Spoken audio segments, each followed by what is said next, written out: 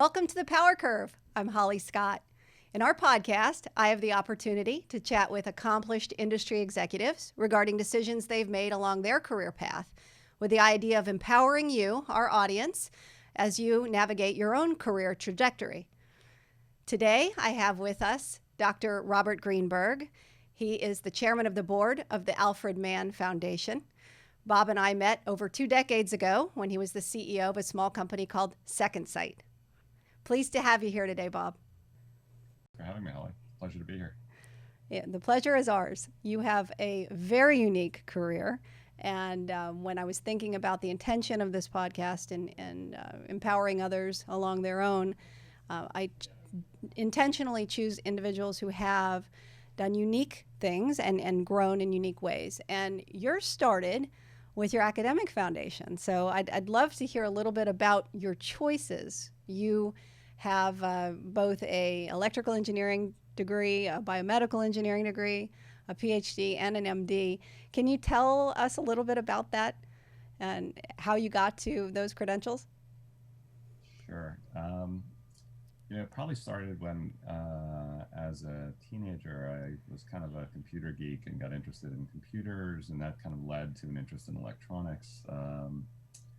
And ultimately chose to go. I went to Duke, did a double major in biomedical engineering and electrical engineering, and I think it started off as electrical engineering, but then I sort of thought that medicine, combining, I grew up in the 70s, and bioelectronics was kind of an emerging area, and I thought that applying engineering to medicine seemed like, I don't know if the right word is sort of higher calling, but it seemed like a nice application, a way that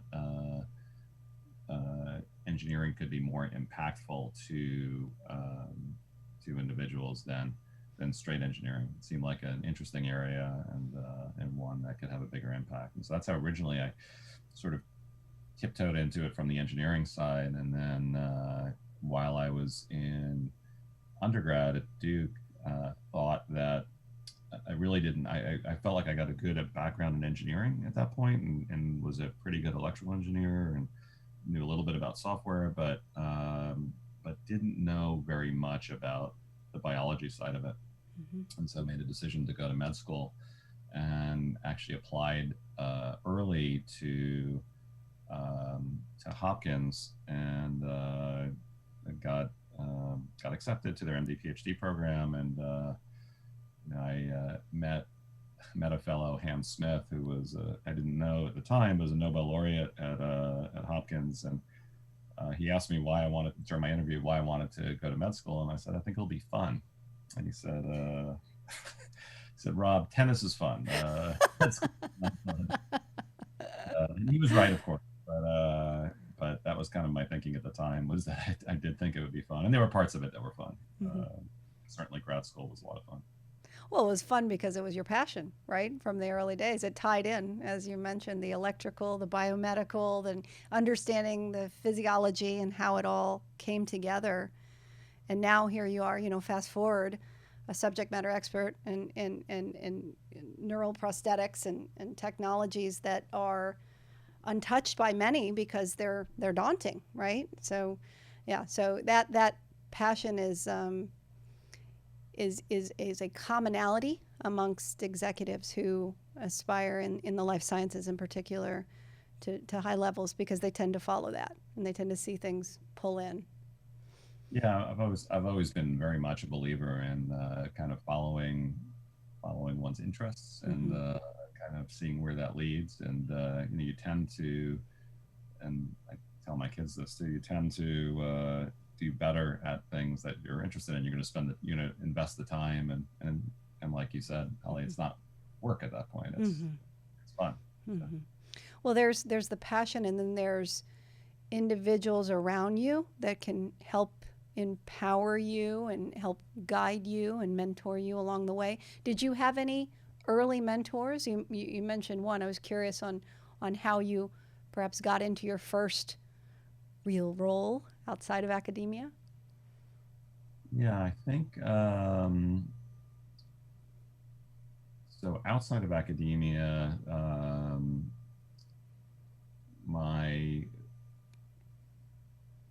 there were a lot of people. There are a lot of people. It's hard to pick just one that were impactful and important. Um, right after grad school, I worked at the FDA for a little bit, and I was trying to remember actually how that came about. And I don't recall the details of that transition. Actually, I think it was. I think I maybe just applied for a position that they had, and so it wasn't necessarily a contact. But the next, then I actually, while I was there, I met Alman through someone I had met previously. So Alman, of course, is a serial medical device entrepreneur in Southern California, who I didn't know at the time at all, but I had met Joe Schulman, who was the founding CEO of the Alfred Mann Foundation and Alman's first employee in 1969, I think, at Pacesetter. I had met him before, and he called me out of the blue, seemingly, and while I was working at FDA, and he said, my boss, Alman, is in DC and wants to meet you. And I said, okay. I don't know who this guy is, but okay. And so I went down to this hotel and met Al, and he was giving a speech at the hotel, and he gave me a copy of the speech and said, this is the talk that I'm giving. And it was about entrepreneurship. It was about what makes a successful business. And, I don't think I know I didn't appreciate at the time how important and impactful that speech that he gave me was, and how true it was, to it had things like the importance of people, the importance of capital, the importance of patience. So all these things that were pivotal to his success that he was trying to impart on others. But anyway, he invited me out to California and said, I don't think you want to work for the government for the rest of your life. I think you ought to come see what we're doing in California. And I did. So there you are. You're out. You've finished your academic career. You've got a great job at the FDA. You're on the East Coast, and you go see an inventor, and he's giving basically a speech on entrepreneurship. And he pulled you and convinced you to go out to Southern California? He convinced me to take a look, and then convinced me to, in fact, I was talking to my wife about this the other day. The other sort of interesting thing that he did was invited my wife and I both to his house for breakfast, where he made waffles. Really? Banana waffles. And he was, and this guy, he had, this giant 10,000 square foot house with, a full staffed kitchen, but he himself, made the waffle mix while we watched, and put it in the waffle maker, and it made a difference, and it worked. Obviously, we came out to California and joined the Alman Foundation initially as a project manager. But yeah, that was part of, I think his charisma was one of the reasons that I came out. But I think the work that the foundation was doing was really impressive, and the people that were at the foundation were really impressive. And so I think the technical staff and the sort of bright individuals, and the access and the equipment that they had was so unique, and it really did seem like I had never seen a place like it before. And so I thought it was worth at least coming out. I told my wife at the time that we were going to come out to California for a couple of years and then go back to the East Coast was the plan. Oh, really? Okay. That was the plan 25 years ago. There you go. Well, the number one career decision you can make is who you choose to spend your life with. You know that, right? Absolutely. No, super important. Yeah. Yeah, that's amazing. So you're now in Southern Cal. Were you first employed by the foundation and then spun out with a So I actually joined, at that time I still wasn't sure whether I wanted to do an academic career. So actually part of my discussion with the foundation was actually going to be located. Al was talking to UCLA at the time and was talking about locating the foundation at UCLA. Mm-hmm. Trying to give UCLA a $100 million endowment to kind of set up this Alman Institute at UCLA. And part of the tour actually was they had actually blocked off rooms. They had rooms with the Alman Foundation name already. And between the time that I decided to come out, and so I actually got an academic appointment at UCLA at the time also. So I was kind of jointly at UCLA doing teaching and also at the Alman Foundation. But in the intervening time, that deal fell apart, and it was big news, front page of the LA Times. Billionaire tries to give UCLA $100 million, and they turn him down. And of course, Steve Sample, who was the president of USC at the time, called Al when he saw that headline and said, "We'll take it." And, a week later, Al gave $100 million to USC instead of UCLA, even though he was a UCLA alumnus. Wow. So that's a power move. It was a crazy power move, and changed a lot of things. But so I was working at the foundation and UCLA initially. Mm-hmm. It was almost 9 months later. I had worked in grad school on a vision prosthesis. It was kind of a cochlear implant for the eye, electrical stimulation to try to restore vision to blind patients. Was really my main PhD grad school project. And so it was part of what we were doing at the foundation, but we had about 5 other projects that we were working on at the time as well. And around 9 months into that, there was a blind individual investor actually who was an investor in Advanced Bionics, Al's cochlear implant company. And he approached Al and asked, could we do this cochlear implant thing for the eye? And Al's response was, well, there's this guy who works at my foundation who did some work in grad school on that. Why don't you talk to him? And Al introduced me to Sam Williams, this jet engine entrepreneur, actually, who had been incredibly successful and, unfortunately went blind later in life. And we met, and then the next day he called Al and said, I want to start a company to do this. And Al said, well, why don't you donate some money to my foundation? And Sam, who's an entrepreneur like Al, I've given lots of money to foundations and universities, and it never results in a product that can help people. He's like, I think we ought to have a focused effort, a company that does only this, where the employees are incentivized with stock options, and I think we're more likely to have success that way. And Al agreed, and that's how Second Sight got started. And Al called me the next day and said, would you be interested in running this? And for me, it was a dream project, right? It was work I had done in grad school, and it was a chance I had some experience with entrepreneurship in college, designing security systems for dormitories and more kind of electrical engineering type work. Wasn't in the medical field. And Al said, if you'd be interested in doing this, I think, we want to start a company to do this. And he's like, I know there's still a lot to learn. I had spent 9 months at the foundation at that point. I had learned a lot, but obviously I had a ton to learn still. But, wow. Talk about another education that you walked into there.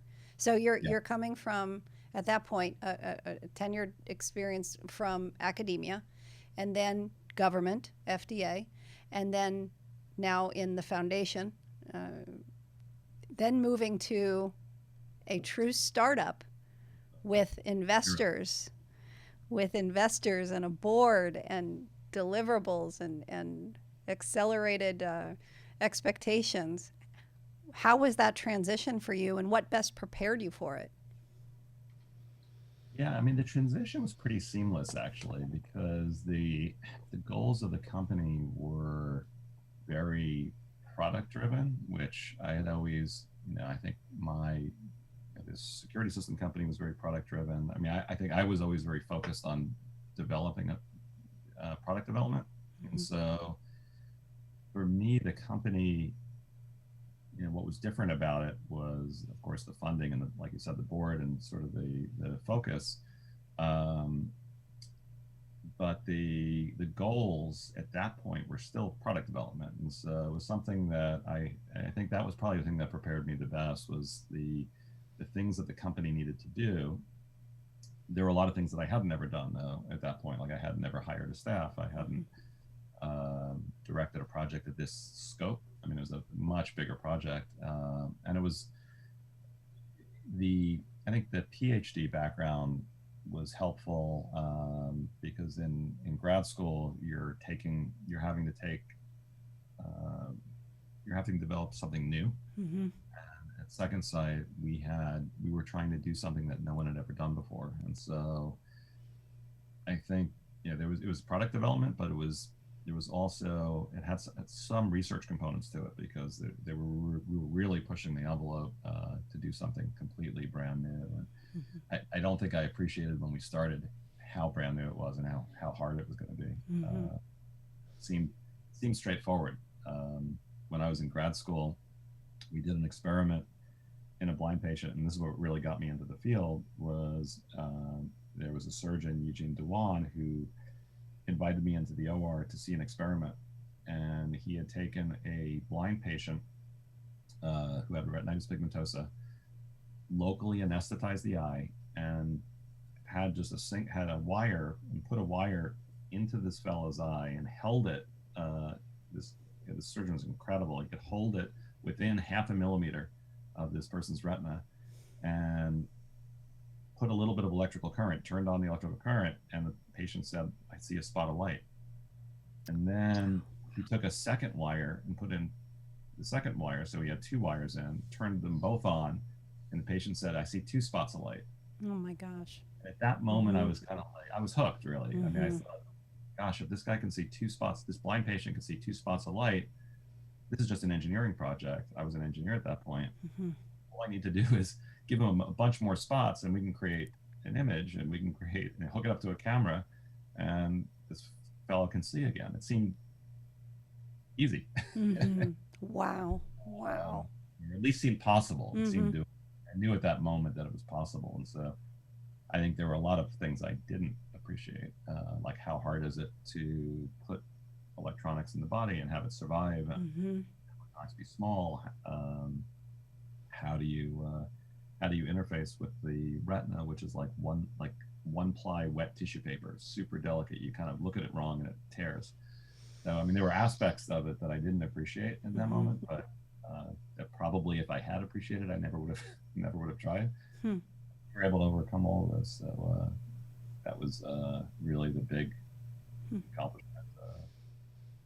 And As now an there are over 400 patients with the Argus system that we developed at Second Sight that are able to walk around and see still crude images, but able to see because of that technology we were able to develop. It's phenomenal. That is phenomenal. And I remember the early days of it and remember chatting with you at the time and some of the clinical challenges and enrollment challenges. And, looking back now, they were it was an independent entity. Were you able to tap into Alman's expertise with, his tremendous background in InhiBed and PaceSetter and, so many Yeah. active implantable novel technologies that also had very challenging clinical and regulatory paths? Or was this, you're on an island, figure it out? No, I mean, one of the great things I think that Al did very well, and I was kind of lucky enough to work closely with him for 20 years. He was able to connect people with the infrastructure that he had around him. So the actually Second Sight was co-located with the Alman Foundation for 4 years, I think the first 4 years. And so we were actually able to even share HR, and we were able to share accounting. And so there was a lot of infrastructure, and then the labs and some of the personnel and expertise that was at the Alman Foundation. So it really acted as an incubator where we were able to draw on the expertise there. And then Alman was also able to connect me with executives at Advanced Bionics that made the cochlear implants. Mm-hmm. So we were able to connect with, he helped connect me with the manufacturing folks there, that helped us kind of figure out how are we going to build this thing and what infrastructure do we need to do that. And the clinical people there, the people that ran the clinical trials, what do the trial designs look like, and ultimately the commercial folks, what kind of support and reimbursement and all those aspects of it. So having access to those other executives was really it was a mentorship from Al himself. But when we would have hard problems, like I'll never forget at one board meeting, we'd been really struggling in animals, trying to deal with this mechanical instability of the retina, this one-ply wet tissue paper problem, where we were trying to put an electrode array right on the retina, and it kept tearing in animals, and we kept saying we can't go to patients because it's tearing the retina, and I think some of the other board members were thinking, well, maybe this is too hard. This project is too hard. Maybe we should quit. And it was actually Al in that moment who said, like, this is a physics problem. There's nothing here that's impossible. It's like, it's hard, but this is not an impossible problem. Just, go back and solve it. And he didn't have the solution in that moment, but he did know the difference between a problem that was going to be impossible versus one that is just hard and worth solving if you spend a little bit more time on it. And we did. I mean, and I think the other thing is we got, he encouraged us to, we never got 100% solution. We got sort of 80% the way there. Mm-hmm. I think another important encouragement and guidance at that moment was, let's go to patients, because we're 80% of the way there. It might be different in patients. Let's not spend another 2 years on that last 20%. Let's get the patients now, as long as we can do it in a way that's responsible and may provide some benefit to those patients. Kind of weighing the risk benefit. Getting to patients earlier is something that I've tried to do in all of our projects since then, and because things are different once you get to humans. And I think one of the big mistakes I've seen a lot of companies sort of get stuck and actually fail in during the animal trials, solving problems that, had they gone a little bit faster to patients, would have worked on the right problems, would have learned a lot, a small number of human trials. That is interesting. Do you find as a leader that you have incorporated that mantra of stepping back and looking at the problem from a different way? It sounds like that's what Al introduced to you in that board meeting, is let's step back. We're not going to give this up. It's hard. We're hitting a wall, but let's step back and evaluate in a different way. Yeah, I think evaluate in a different way, or take it back to first principles, to try to really analyze the problem, try to really assess whether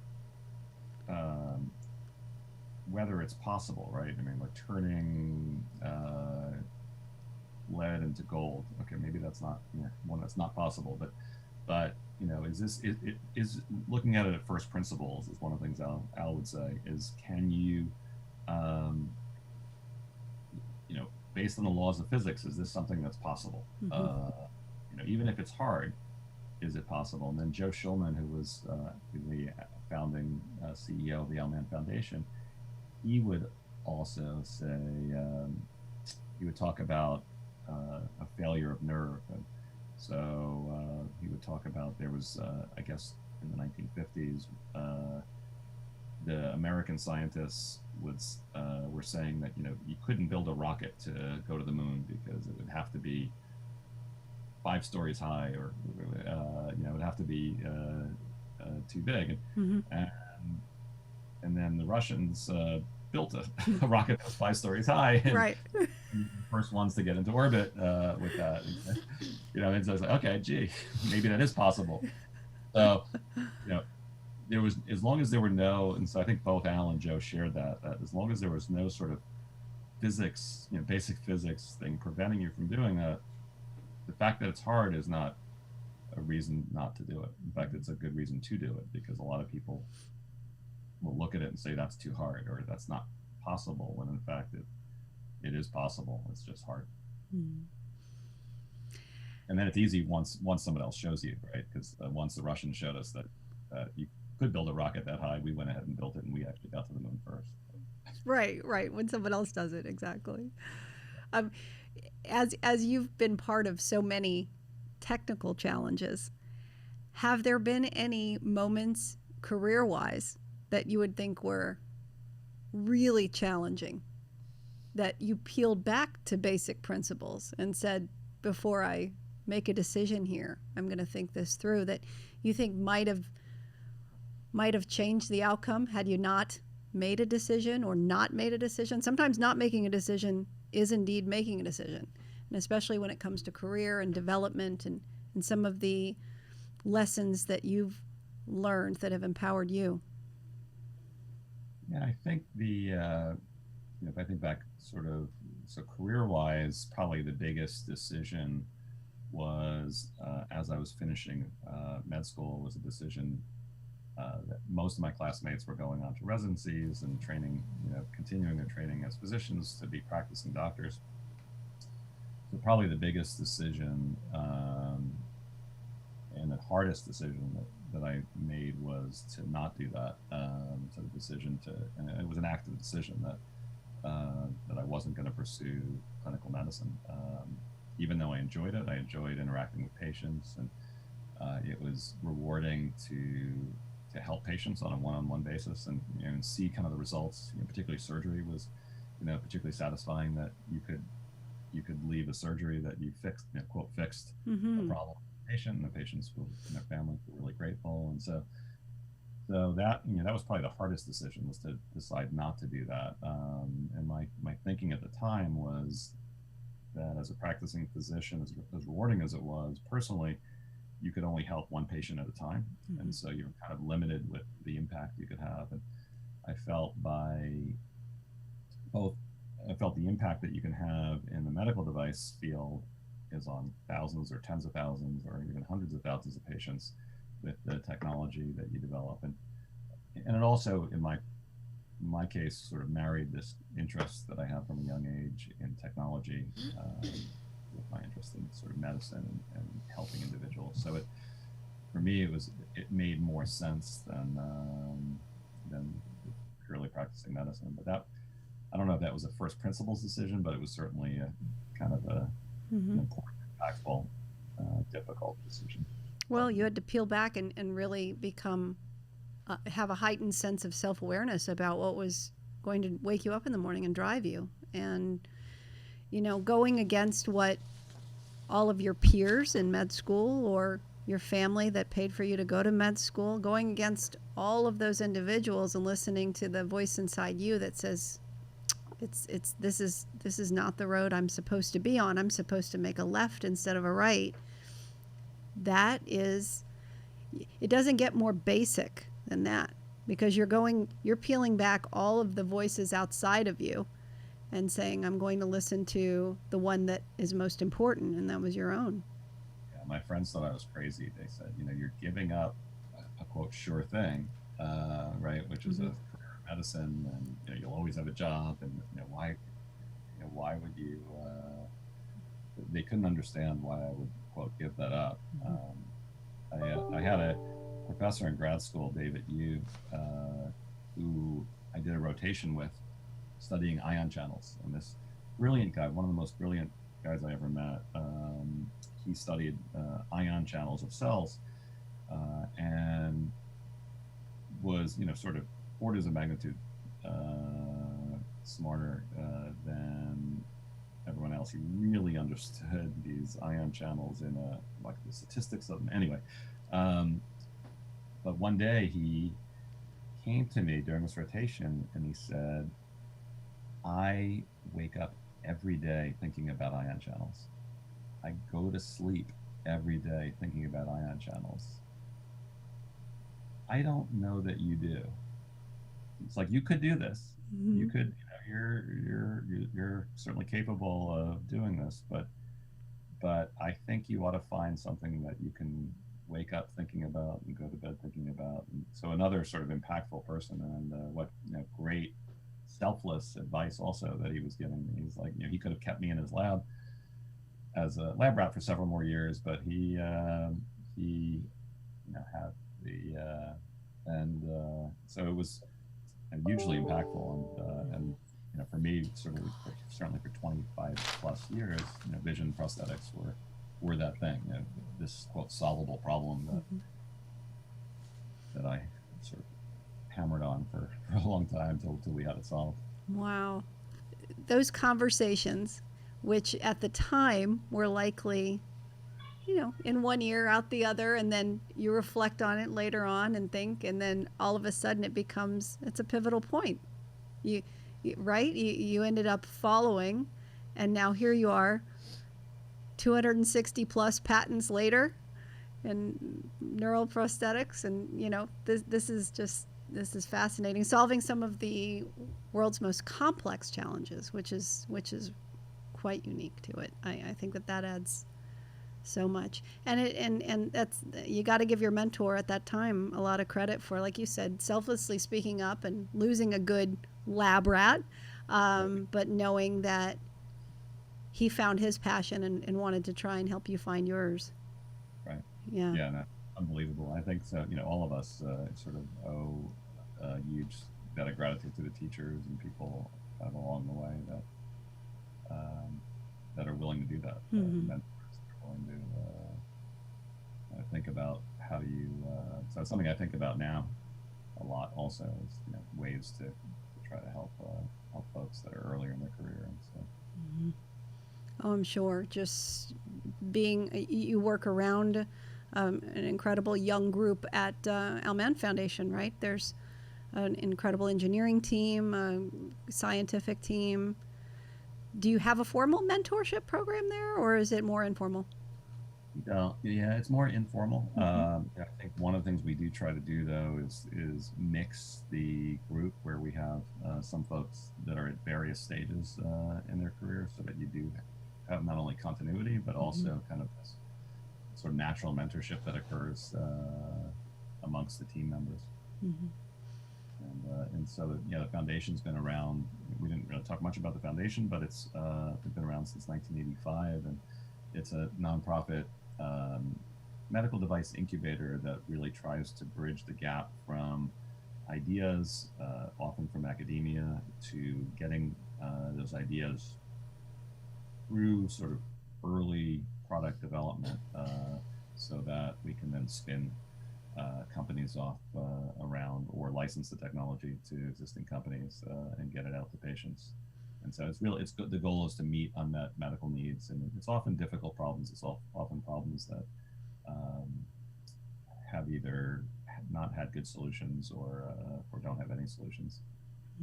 We've been really fortunate. I think that Alman Foundation has been fortunate in kind of the products that we've been able to develop over the years. Things like cochlear implants that restore hearing to the deaf, insulin pumps for diabetics,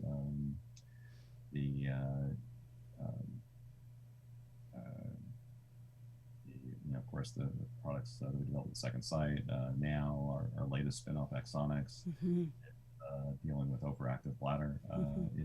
So just we've been, they haven't all worked, but we've been really lucky that a large number of them have been really impactful.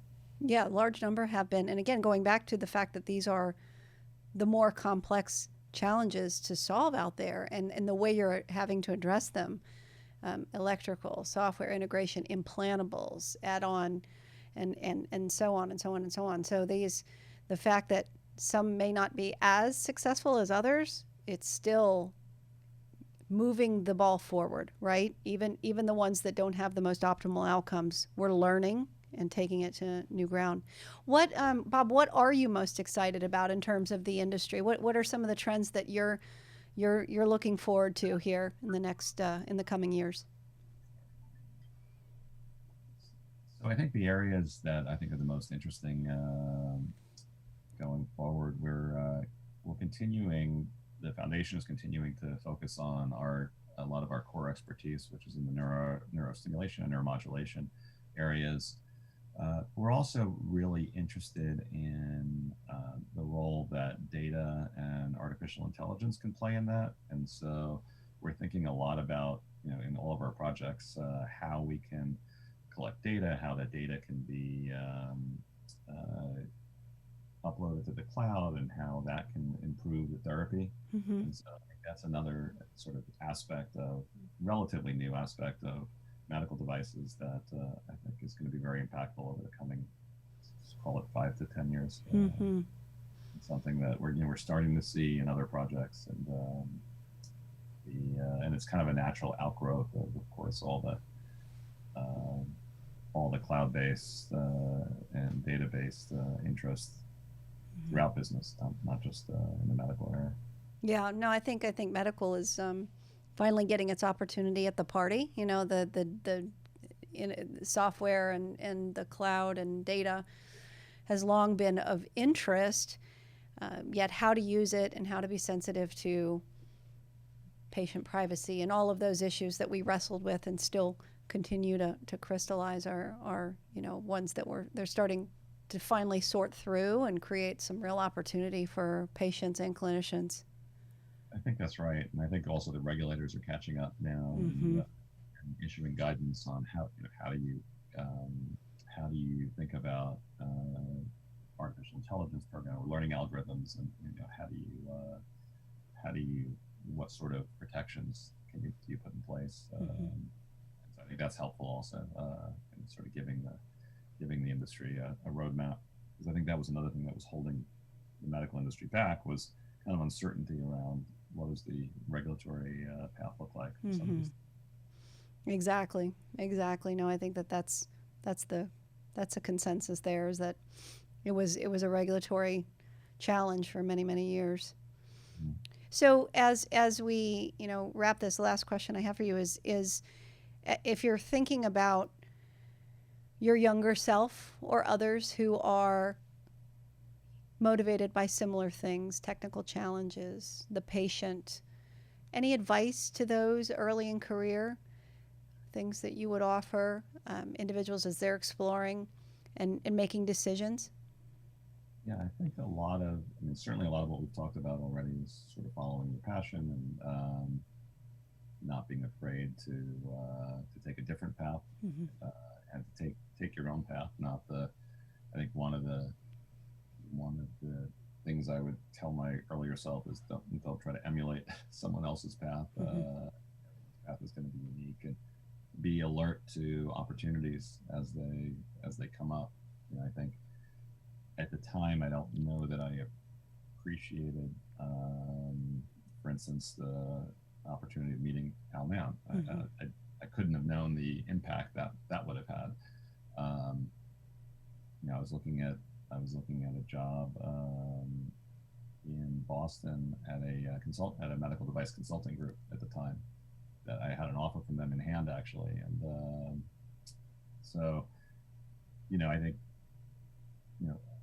looking at opportunities long term, I think particularly as people are choosing sort of stepwise each job or each opportunity, I think picking one that's going to advance